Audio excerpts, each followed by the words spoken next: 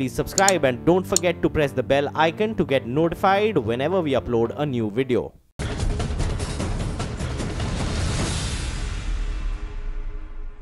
और top headlines के बाद अब बात टक्कर में होगी उस मुद्दे की जो आज हेडलाइन बना रहा। प्रधानमंत्री नरेंद्र मोदी के रोजगार के लिए पकौड़ा बेचने वाली टिप्पणी पर पकौड़ा वार जारी है। अब तक विपक्षी दल पीएम मोदी के कमेंट पर खूब चटकारे लेकर बयानबाजी कर रहे थे, लेकिन आज जवाब देने की बारी भारतीय जनता पार्टी के अध्यक्ष अमित भाई शाह की थी। राज्यसभा में दिए अपने पहले भाषण में अमित शाह ने विपक्ष पर जमकर तंज कसा। शाह ने विपक्ष को रोजगार में पकौड़े वाले की अहमियत का पूरा एहसास करा दिया, तो दूसरी ओर कांग्रेस ने मोदी सरकार पर देश को गुमराह करने का गंभीर आरोप भी लगा दिया। तो क्या यह माना जाए कि पकौड़े पर पॉलिटिक्स आगे भी जारी रहेगी? आज इसी मुद्दे पर होगी जोरदार टक्कर। 2014 में जीते थे चाय से, यानी चाय से जीते 2014, क्या पकौड़े से जीत जाएंगे 2019? क्या ये चाय की गाड़ी अब पकौड़े तक जा पहुंचेगी? आज की टक्कर उसी पर है, क्योंकि आज गुलाम नबी आजाद ने संसद में यह भी कहा है कि इस देश के अंदर डर का भी बहुत माहौल है, नेताओं को डर लग रहा है, फोनों की टेपिंग हो रही है, बहुत कुछ बोला गया है। लेकिन आज अमित शाह ने सिरे दर सिरे, परत दर परत कांग्रेस को एक आईना दिखाने की भी कोशिश करी है। आज की टक्कर उसी पर। जो इंसान रेलवे के डिब्बे में चाय बेच करके अपना गुजारा करता था, ऐसे गरीब परिवार के एक बच्चे को आज आपने यहां बिठा दिया।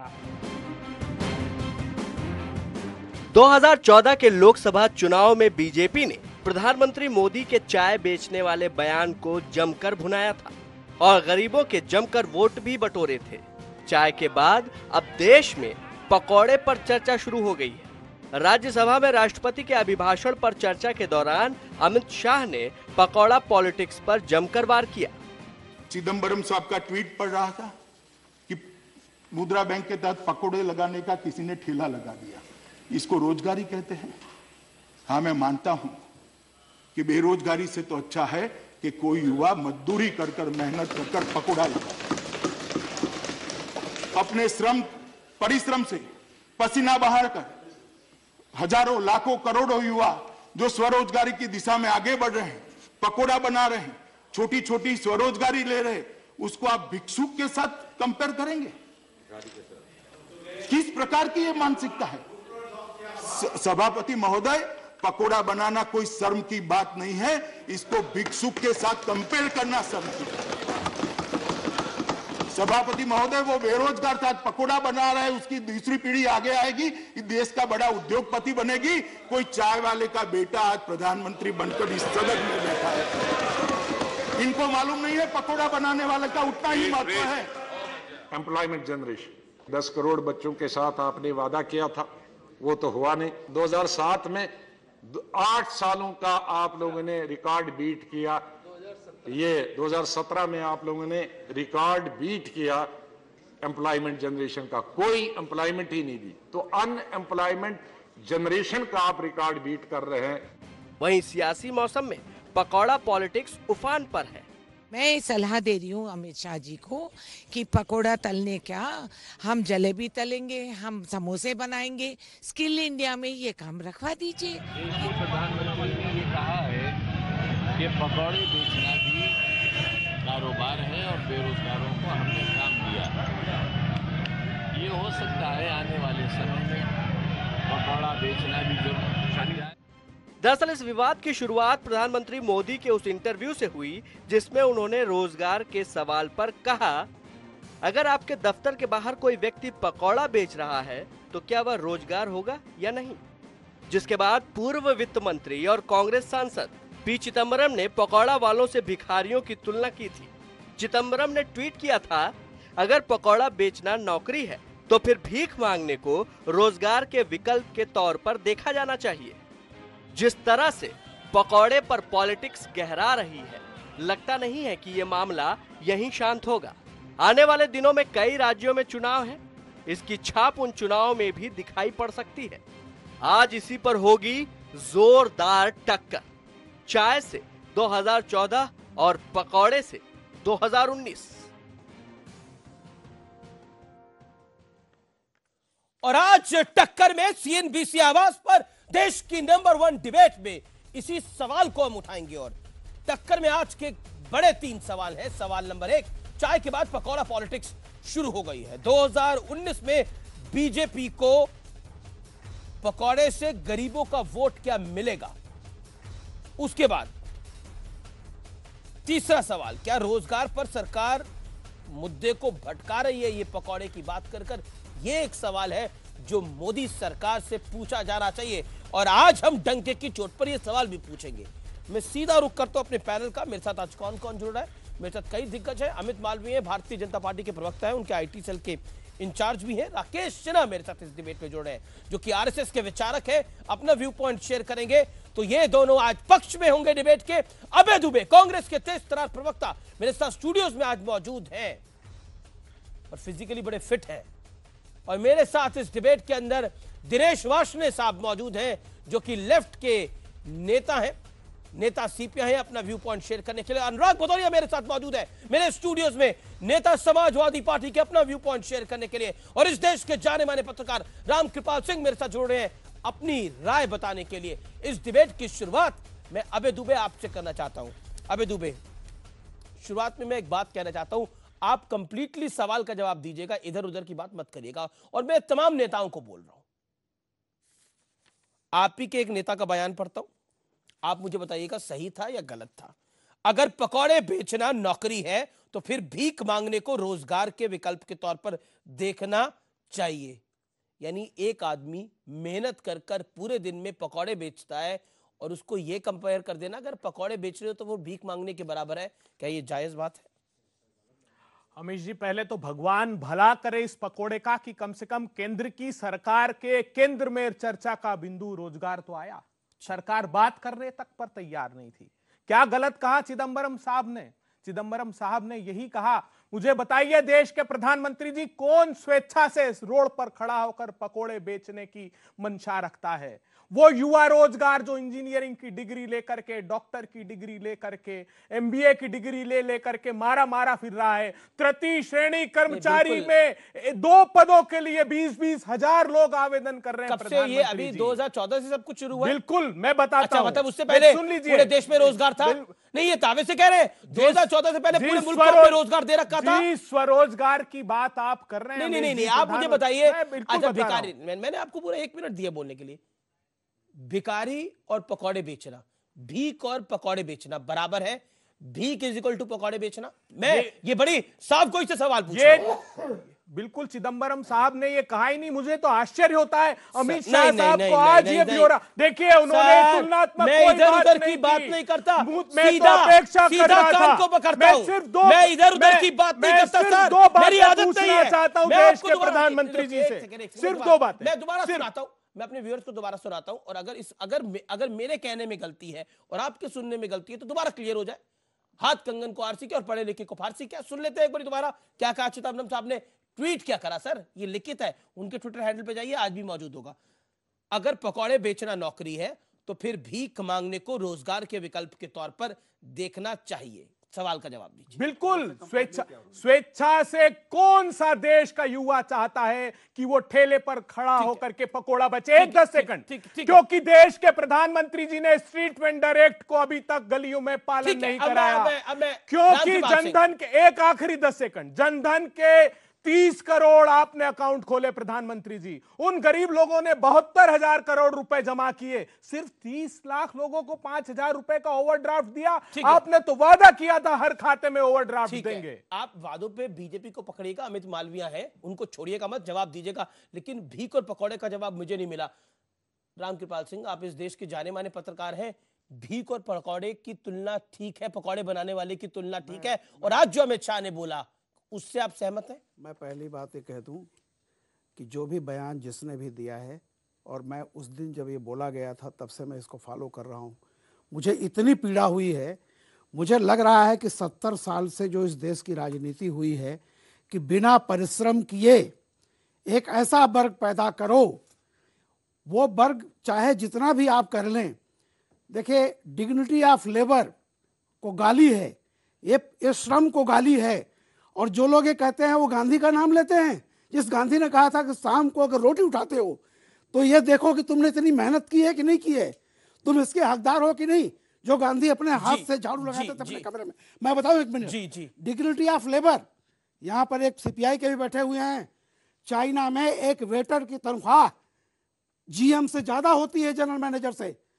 आज से ये समझ लेना चाहिए लोगों को। और मैं बता दूं, हिंदुस्तान को कितना भी प्रगति ले जाइए आप, 80% पॉपुलेशन यहाँ की श्रम करेगी ही, वो मेहनत करेगी।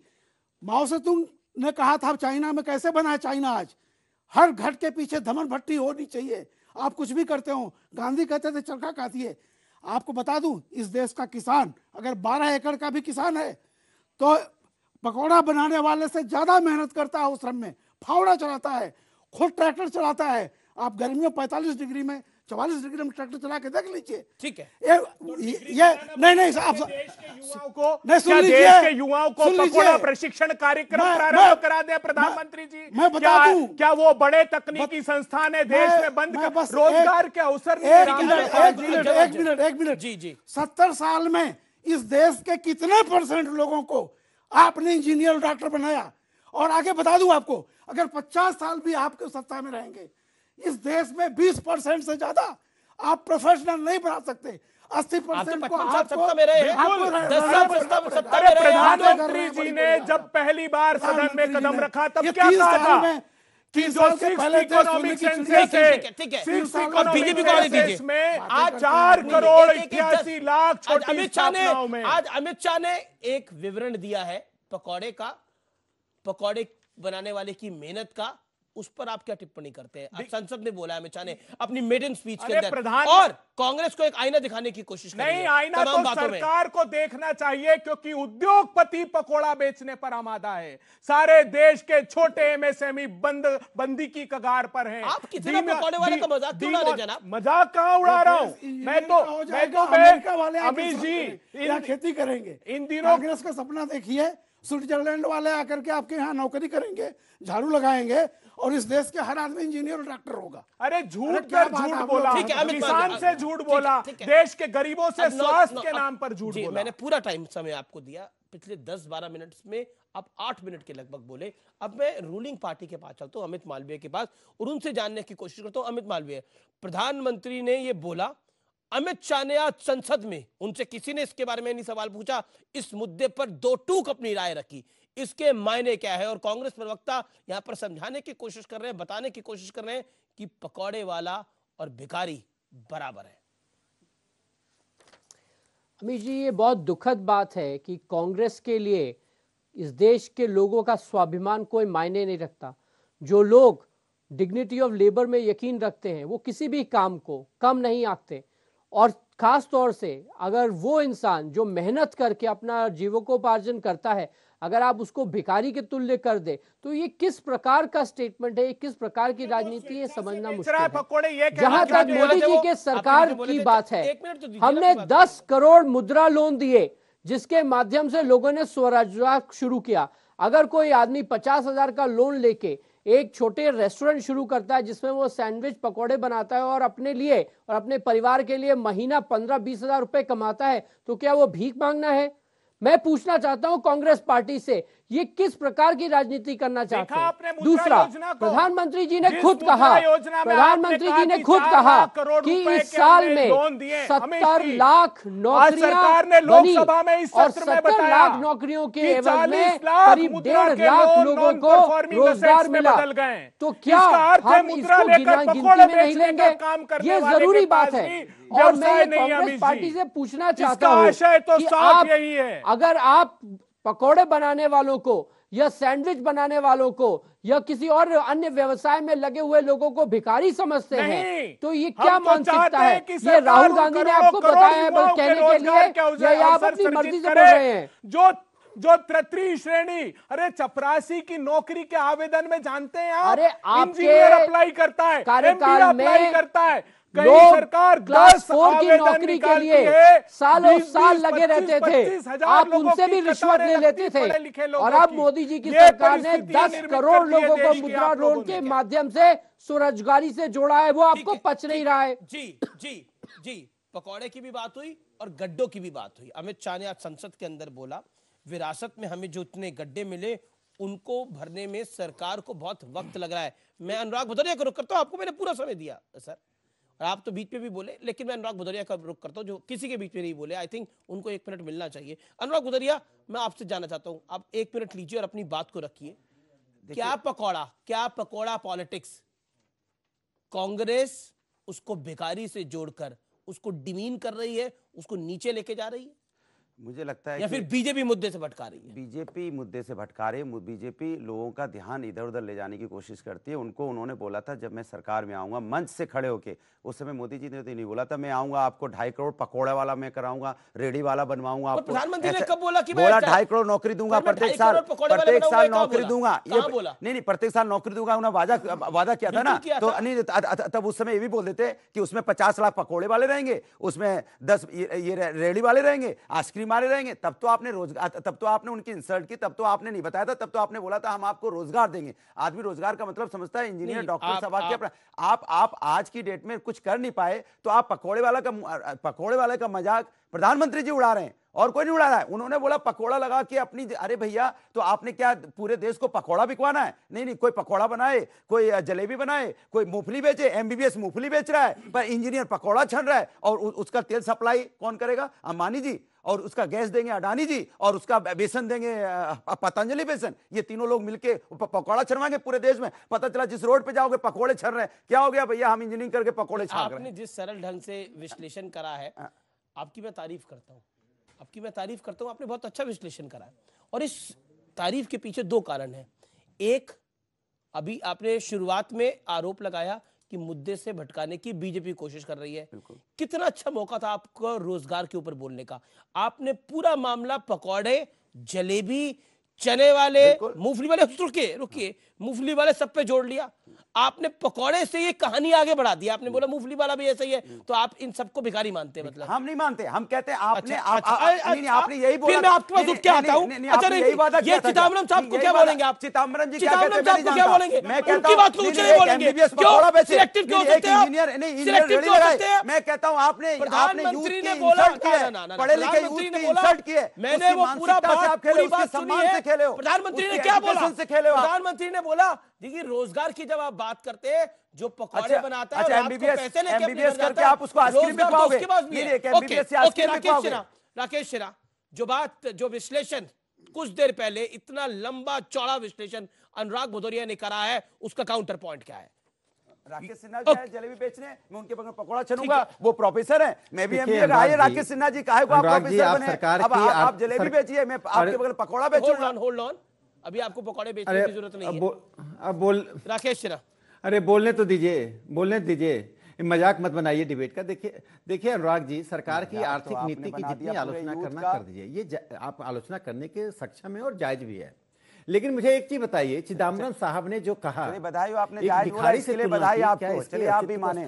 राकेश सिन्हा जी, आपने मेरी बात को जायज बोला, व्यूअर ने भी सुन लिया, मेरा सपोर्ट करो, अच्छी बात। चिदंबरम साहब ने देश के लाखों करोड़ों श्रमिकों को, स्वरोजगार करने वाले लोगों का अपमान किया है, जो लोग अपने खून। सवालों के जवाब दीजिए ना, बताइए ना। क्या मैंने तो 3 सवाल पूछे आपसे। क्या जीएसटी बिल्कुल डकैत है? ये तो व्यापारी, अमित जी व्यापारियों से पूछिए। जीएसटी जो हमने प्रपोज किया था, हम क्यों कह रहे थे कॉन्स्टिट्यूशनल प्रोविजन करो 18% की कैप का, आपने नहीं किया। आज त्राहिमाम कर रहा है। कौन से विश्व की ऐसी व्यवस्था है? 300 करोड़ इनवॉइस का मिलान होना है। जो सबसे बड़ी खूबसूरती इसकी है वो क्रेडिट इनपुट की है। आप बताइए मुझे, जिन देशों ने, ब्राजील ने, चाइना ने लागू किया था, उन सबने You made your point now. Amit Malviya, respond. Pakora, गड्ढे, डकैत, आज अमित शाह फुल फॉर्म में थे, जो पहली बार संसद में बोल रहे थे, बहुत कुछ बोले। क्या आपको लगता है कांग्रेस कह रही है ये सब कुछ छुपाने के लिए ये सब कुछ लाया गया है? बताइए। होल्ड ऑन, इस देश में आजादी के बाद जो सबसे बड़ा टैक्स रिफॉर्म था वो जीएसटी था। जीएसटी का निर्णय सभी दल ने एक साथ लेकर लिया, लेकिन कांग्रेस बाहर जाकर गब्बर सिंह टैक्स कहती है और दोहरी राजनीति करती है। दूसरा, अमित शाह जी ने एक बात बिल्कुल सही कही, आपको राजनीति करनी है, आप राजनीति करिए, पर देश का नुकसान मत करिए। वही कांग्रेस करने का प्रयास कर रही है। भारत में सबसे बड़ा नुकसान आपने किया देश का। जब 2014 में हमारी सरकार आई तो भारत की अर्थव्यवस्था को फ्रजाइल 5 में डाल दिया था देश भर के लोगों ने। फ्रजाइल 5 का मतलब हम कभी भी हाउस में अर्थव्यवस्था के नाते। हिंदुस्तान के लोगों को 1 लाख रुपए का बीमा कवर अभी दिसंबर में कहते हैं कि कोई योजना ही नहीं है। मुझे ये बताइए, गड्ढे को भरते भरते हमारे 4 साल निकल गए, किसानों को दे दिया। ये आपकी रिपोर्ट बताती है, एक भी फसल में 50% ऊपर नहीं दिया। ऐसी है जिसमें लागत से भी 30% और राहुल गांधी को लोगों पर छोड़ दिया इन्होंने। ठीक है, मैं अब रुक करता हूं वाशे साहब का। वाशे साहब, जैसे 2014 में चाय मुद्दा बना था, क्या 2019 में पकौड़ा मुद्दा बनेगा? क्योंकि बीजेपी चाय से 2014 जीत गई थी, और क्या पकौड़े से 2019 जीत जाएगी? क्या लगता है आपको मिस्टर वार्ष ने? क्योंकि आप तो कह रहे हैं सटायर है, और सटायर में ये सब कुछ चल जाता है। तो 2014 में मणिशंकर अय्यर ने भी सटायर ही कहा था कि ये नरेंद्र मोदी कभी प्रधानमंत्री नहीं बनेंगे, ये चाय जरूर बेच सकते हैं। गुजरात के चुनाव में भी सटायर ही किया गया था कि तू जाकर चाय बेच। देखिए, ना तो 2014 में बीजेपी जो चुनाव जीती है वो चाय से नहीं जीती। सुनिए, 2014 में जो चाय से नहीं जीती और ना 2019 में वो पकौड़े से जीतने वाले। ये ध्यान बटाने की कोशिश है जनता का मौलिक समस्याओं से, बेरोजगारी, भिक्षा, शिक्षा का तो ये हालत है कि हर जगह की फीस बीजेपी ने बढ़ाई है। आईआईटी की फीस 300 गुना कर दी, आईएमएम की कर दी, सरकारी स्कूलों को प्राइवेट विद्यालयों में दे रहे हैं। दिल्ली विश्वविद्यालय में कह रहे हैं 70% तनख्वाह हम देंगे, 30% अपनी जमीन बेच दो। किसको बेच दें? कहां से लाए सरकारी कॉलेज पैसे 30%? प्रोफेसर राकेश सिन्हा से पूछ लीजिए 7वां वेतन आयोग लग गया नहीं लग गया। और नया सिद्धांत क्या है? 70-30 का केंद्रीय विश्वविद्यालयों के लिए, राज्य विश्वविद्यालयों के लिए 50-50, वो भी 39 महीने के लिए। बाकी क्या वहां पे मैकडबल्स खोलें, बार खोलें कॉलेजों में? बात करते हैं कि हम शिक्षा करके रोजगार देंगे, ये रोजगार देने। पूछिए राकेश सिन्हा साहब से, बैठे हैं प्रोफेसर साहब, पूछिए इनसे कि 70-30 का फार्मूला राकेश सिन्हा, पकौड़ा आपको लगता है कि 2019 का चुनावी मुद्दा बनेगा? और जवाब जो वाशे साहब ने पूछा, जवाब। देखिए, मैं दो बातें यहाँ कहना चाहता हूँ। सभी शहरों में 2.5% पॉपुलेशन जो है स्ट्रीट वेंडर्स का काम करता है, और ये रोजगार की ये प्रवृत्ति पूरे देश में है। उनको मजबूत करने के लिए यदि चिदम्बरम साहब कहते तो मैं तुम्हारी तीनों म्युनिसिपैलिटी दिल्ली में क्यों डंडे मारती है रोज पकड़े वाले चाय वालों को? मूल मुद्दा यह है। मैं कहना चाहता हूँ, देखिए, देश अमित शाह जी के भाषण में, अमित शाह जी ने अपने भाषण में 3 बातें कही है। पहली बात कही है स्वरोजगार को मजबूत करना, पुलिस वाले, दूसरी बात कही देश का फंडामेंटल्स मजबूत हो रहा है, तीसरी बात कही कांग्रेस के शासन काल में नहीं हटाएंगे। अगर आप रोजगार मानते हो के लिए जो ईमानदारी से चाहिए, जो आप उसकी आलोचना करने की जगह आप उस मुझे आश्चर्य लग रहा है कि वामपंथी पार्टियों को श्रमिकों के सम्मान की रक्षा करनी चाहिए। ये आज कांग्रेस के पूछ बने हुए हैं, घूमते हैं। आप कांग्रेस के पूछ बने हुए हैं। हम दिल्ली की राजनीति, आप एक चीज बताइए, जो व्यक्ति अपनी मेहनत के आधार पर काम करता है उसका अपमान करने का अधिकार किसे है? कि कल से जब देश का आर्थिक विकास हो रहा है और आर्थिक विकास के उन पहलुओं पर सवाल खड़ा कर रहे हैं, नौ उदारवाद की जो नीति है उस पर सवाल खड़ा कीजिए। उस पर सवाल खड़ा करने की जगह आप सीधे आम जनता, आम श्रमिक। वाशे साहब रुकिए, Rakesh Sinha, you made your point. Anurag Udharia, जो बात राकेश सिन्हा ने बोली, जो उससे पहले अमित मालवीय बोल रहे थे, और जो बात अमित शाह ने संसद में बोली, गुलाम नबी आजाद ने बोला इस देश में डर का माहौल भी है, इस देश के अंदर डर लगता है कहीं ना कहीं कुछ ना कुछ हमें कोई फॉलो ना कर रहा हो, हमारा कोई फोन टेप ना कर रहा हो, ये बात बोली।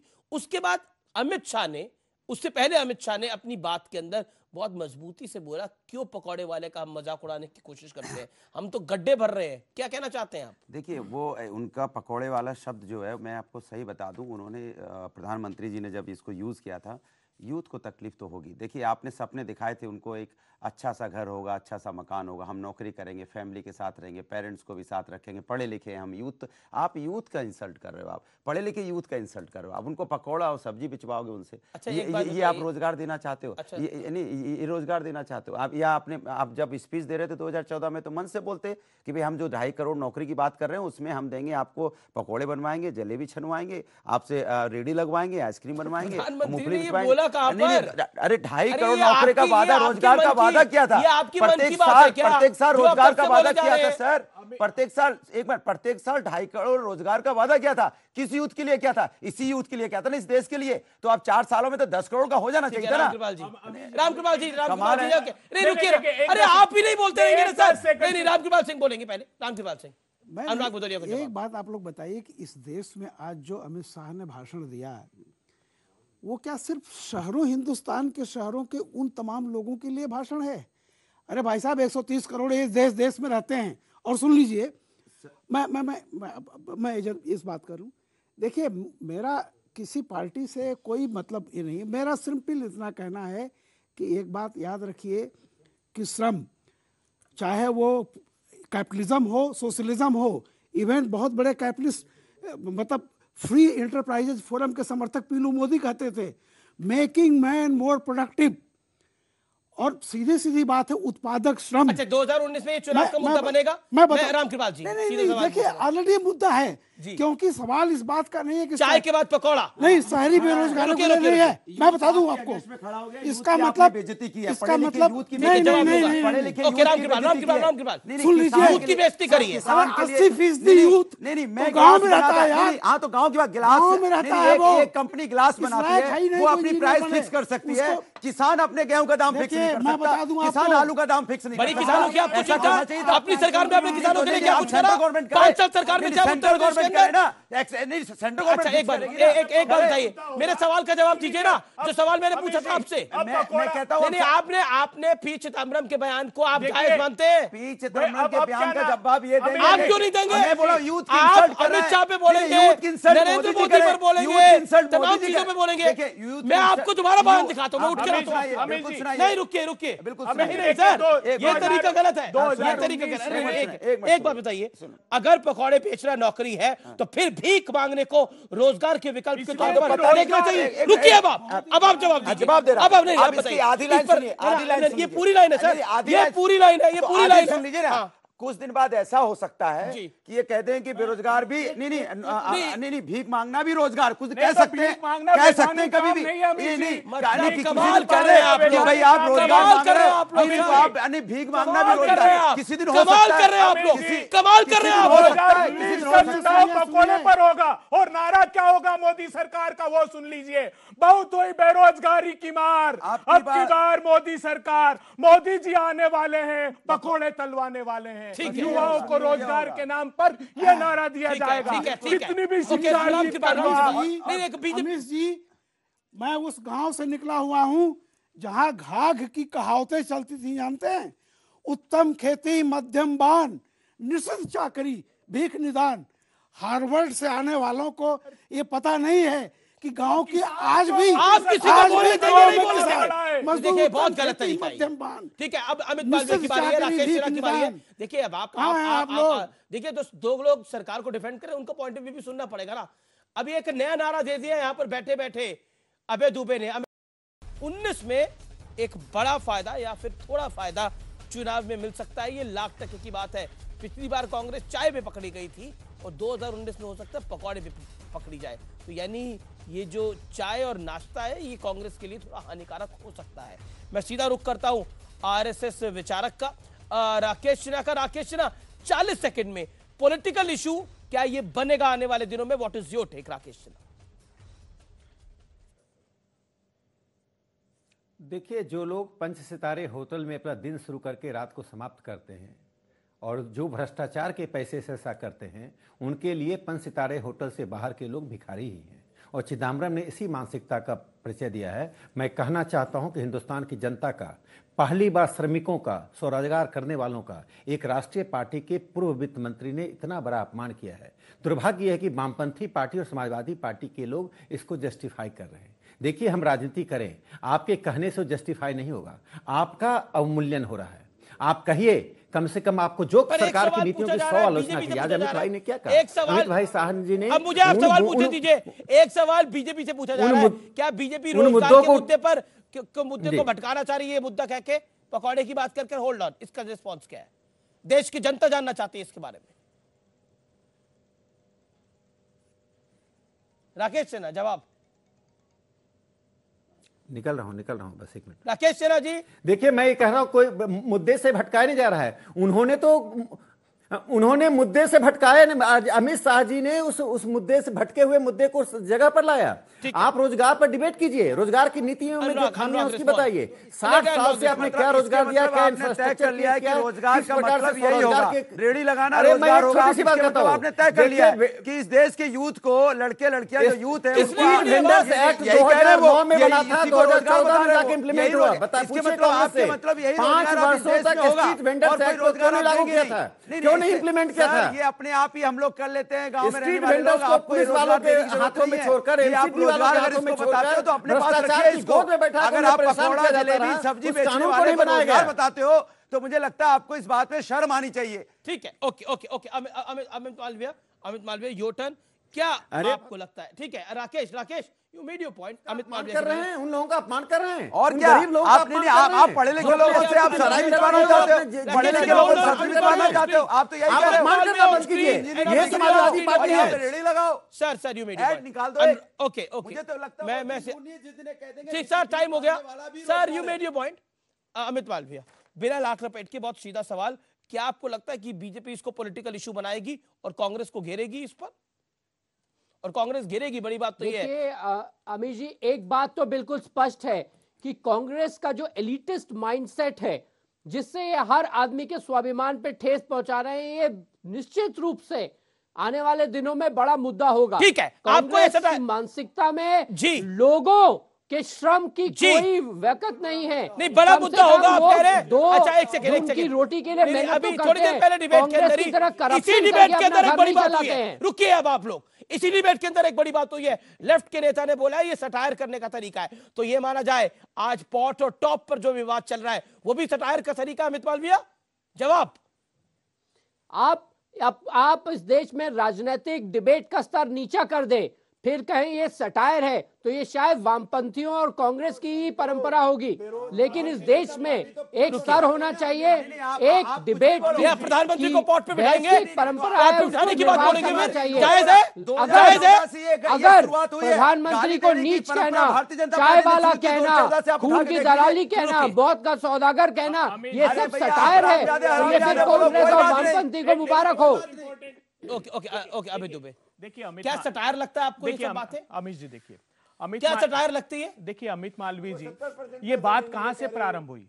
ये बात वहां से प्रारंभ हुई कि जब एंकर ने पूछा कि प्रधानमंत्री जी ये बताइए, आपने 2 करोड़ रोजगार का वादा किया था और आजकल इसकी बहुत चर्चा है, तो क्या सरकार 2 करोड़ रोजगार नहीं दे पाई?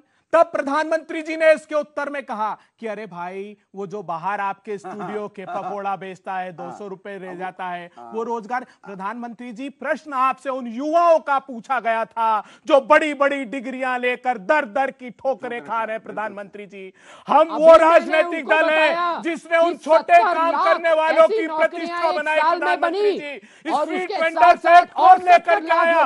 इस देश में अधिकृत रूप से, वैधानिक रूप से फुटपाथ पे काम करने वालों का अधिकार नहीं चाहते, आप लोगों को गुमराह करना चाहते हैं। आपने क्या किया? इस देश में 10 करोड़ लोगों को रोजगार से पॉलिटिकल भाषण हो गया, कोई लागू भाषण हो गया। Okay Amit Malviya, you made your point. Okay मैंने भी वो इंटरव्यू ध्यान से सुना था। वो उसका एक कहना था कि वे लोग, देखिए वे लोग ही नहीं कहा था, उन्होंने कहा था कि वो लोग भी, यानी जो मुद्रा जो लोन सरकार से लेकर के अपना रोजगार का काम कर रहा है, वो भी। ठीक है, नहीं, शुक्रिया मैं उसी की बात कर रहा हूँ। 10 सेकंड और उन्होंने कहा कि वो भी, उसको भी रोजगार मिला है। ऐसा नहीं है कि सारे युवा जो हैं वो पकौड़ा छानेंगे। जिस तरह से इंटरप्रेट करने की कोशिश हो रही है, जिस तरह से इंटरप्रेट करने की कोशिश हो रही है, क्या वाकई उसका पॉलिटिकल लाभ कांग्रेस को मिल जाएगा? ये आने वाला समय बताएगा। फिलहाल इतना ही, आप देखते रहिए CNBC आवाज। लेकिन साल का सबसे बड़ा इंटरव्यू ब्रेक के उस पार राहुल जोशी के साथ जरूर देखिए। अरुण जेटली एक्सक्लूसिव।